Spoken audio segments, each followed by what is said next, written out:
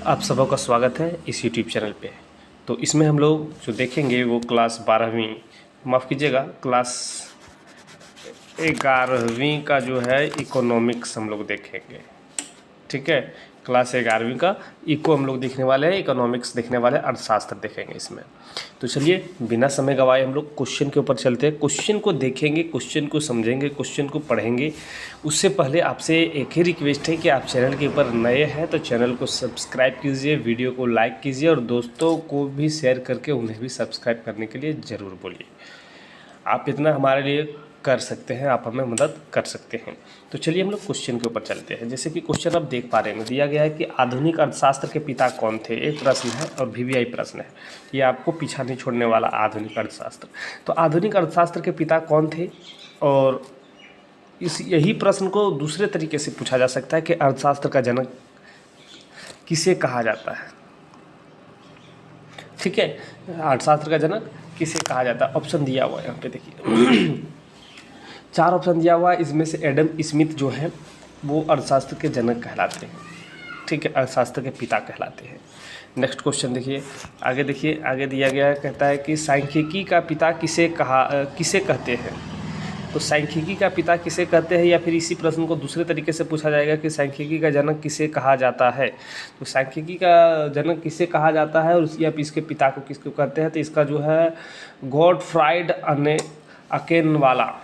ठीक है, गॉटफ्राइडर जो दिया गया ऑप्शन नंबर बी में, ये सही हो जाएगा। ठीक है, नेक्स्ट प्रश्न को देखिए, सांख्यिकी जो ऑप्शन जैसे कि आप यहाँ पे देख पा रहे होंगे।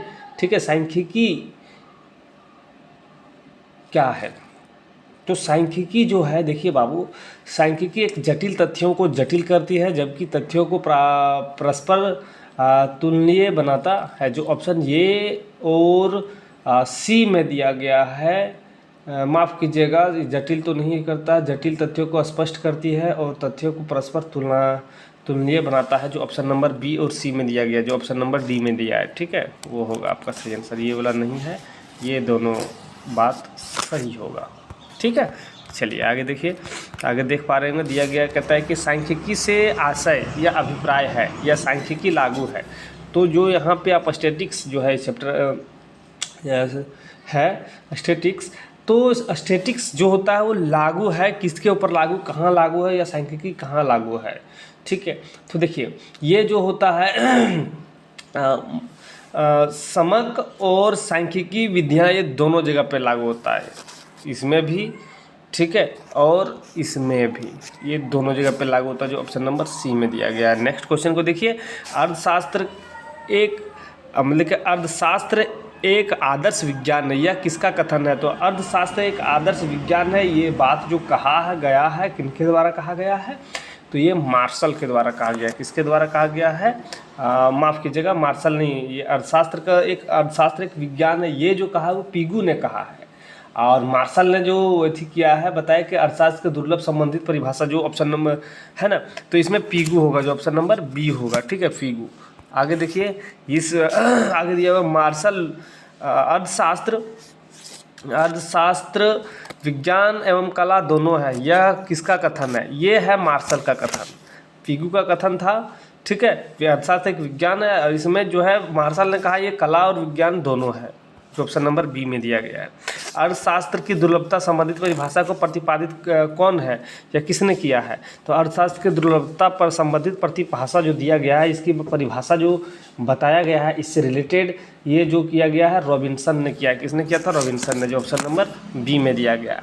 अब नेक्स्ट क्वेश्चन को देखिए कि सांख्यिकी का प्रयोग किया जाता है, तो सांख्यिकी का प्रयोग किया जाता है, तो सांख्यिकी का प्रयोग जो किया जाता है ना, वो होता है, देखिए व्यावसायिक द्वारा भी सांख्यिकी का प्रयोग किया जाता है, नंबर का प्रयोग हो, स्टैटिक्स का प्रयोग है ना, तो किसके, तो व्यापारियों के द्वारा भी किया जाता है, फिर यहाँ पे वैज्ञानिकों के द्वारा भी इसको किया जाता है, अर्थशास्त्री तो इसको करते ही नहीं, तो इनमें से क्या होगा कि इनमें से सभी होगा, ये सब करते हैं।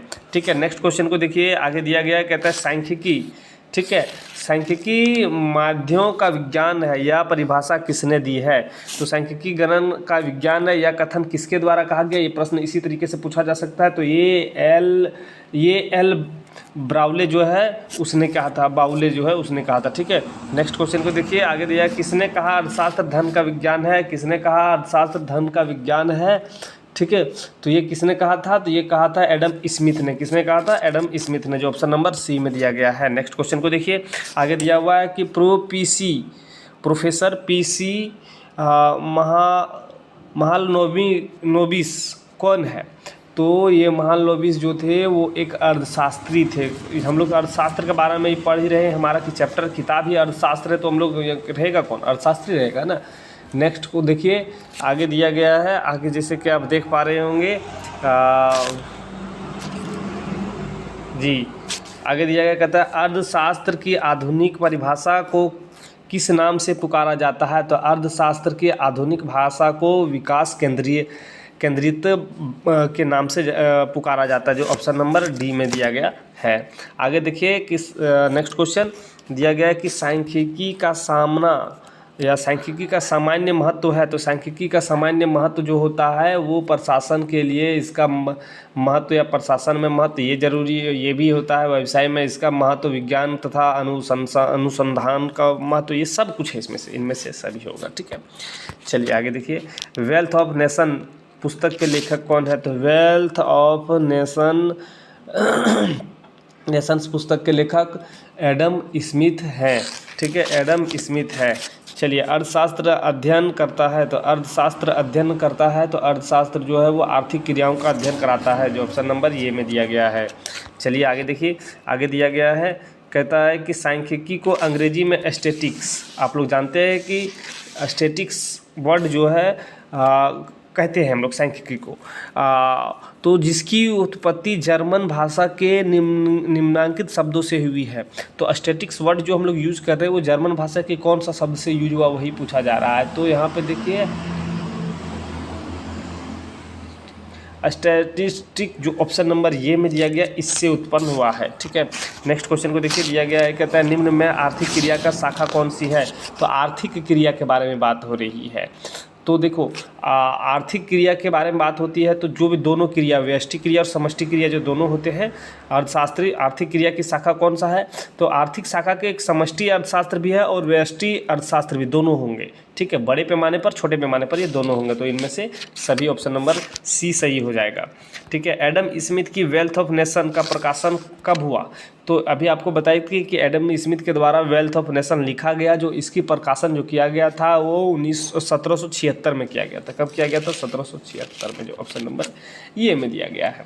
आगे देखिए, आगे दिया हुआ है कि निम्न में से कौन सी आर्थिक क्रिया है? तो निम्न में से कौन सी आर्थिक क्रिया है? तो ये देखिए, आर्थिक क्रिया सब हो जाएगा, इसमें से सभी होगा, वितरण, उपभोक्ता, उत्पादन। अर्थशास्त्र उद्देश्यों के बीच तटस्थ समान है, किसने कहा? तो अर्थशास्त्र उद्देश्यों के बीच तटस्थ समान है, किसने कहा?